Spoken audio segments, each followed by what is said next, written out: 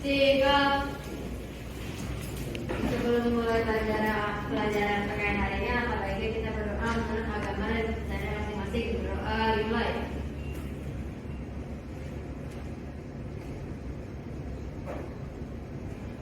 Berdoa selesai. Oke, terima kasih Melan atas memimpin doanya. Oke, hari ini ya teman-teman kita akan belajar mengenai peristiwa dan makna Sumpah Pemuda. Tapi sebelum kita melangkah lebih jauh, masih ingat nggak materi kita di pekan kemarin? Ada yang masih ingat? Kebangkitan nasional. Oke.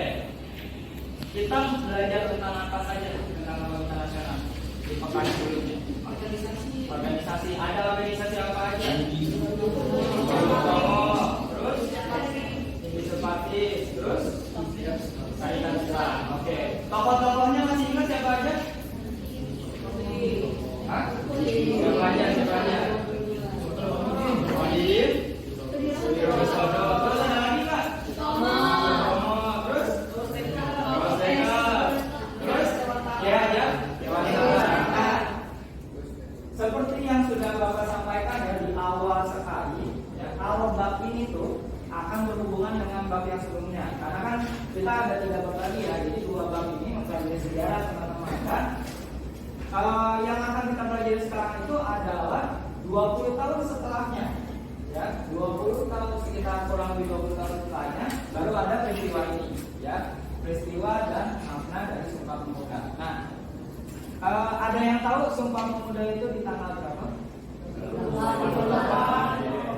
Kita akan mempelajari 2 hal ya, seperti judulnya tadi.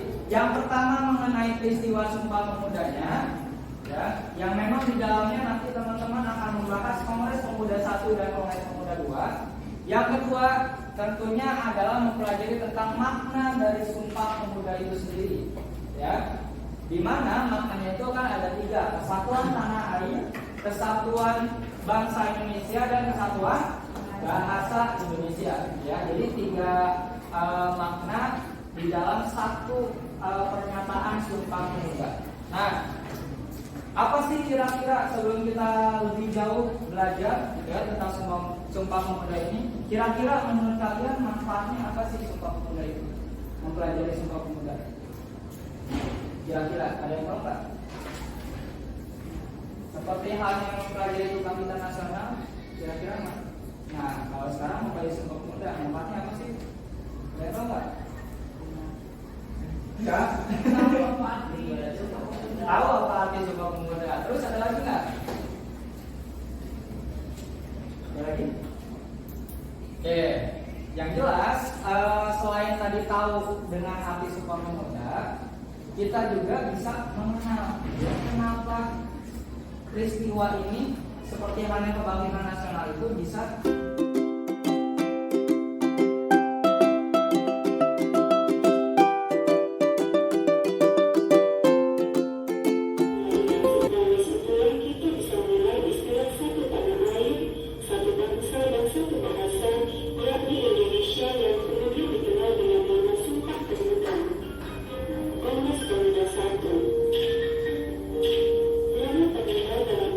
Nasional dimulai sejak berdirinya Budi Utomo tanggal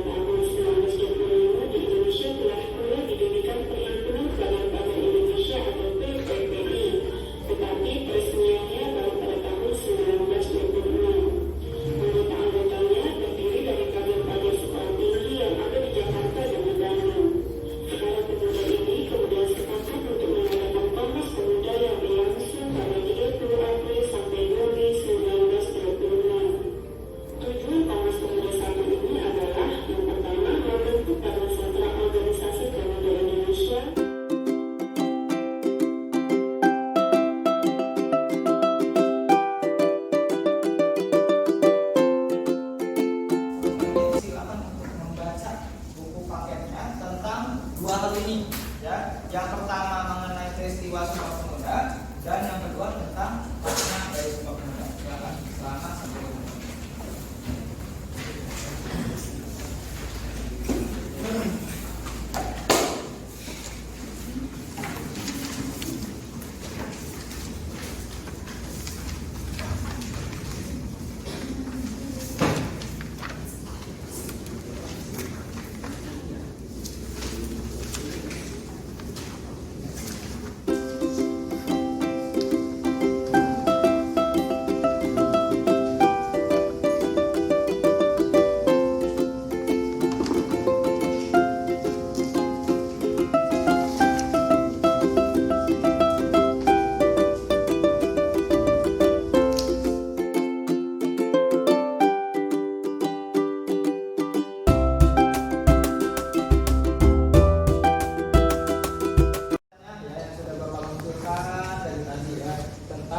peristiwa Sumpah Pemuda dan bagaimana makna dari Sumpah Pemuda itu. Nah, supaya menjawab pertanyaan tersebut, ya, maka di kesempatan atau kegiatan selanjutnya kita akan diskusi kelompok. Ya, diskusi kelompok kemarin sudah Bapak minta untuk membawa peralatan kan? Ya, aturannya. Ya, aturan diskusi kelompoknya. Yang pertama siswa dibentuk kelompok yang terdiri dari 3 orang. Ya, nanti silakan dipilih berdasarkan masing-masing. Ya, terserah, bebas. Kalau misalkan kurang ya udah nanti 2 orang atau apa? Ya, 2 orang atau misalkan malah 1 gitu ya. Nah, yang kedua nanti setelah berkelompok, ya. Silakan seperti biasa, ya, seperti biasa menentukan nama dan ketua kelompoknya siapa. Ingat, nama kelompoknya silakan gunakan bahasa yang baik dan sopan dan tidak ada unsur-unsur mengejek atau menghina. Ya, seperti biasa, pokoknya itu. Ya, masih nggak boleh. Ya.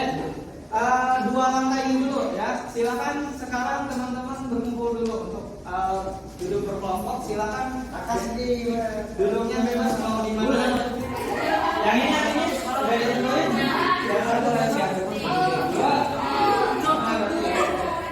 Ini tentuin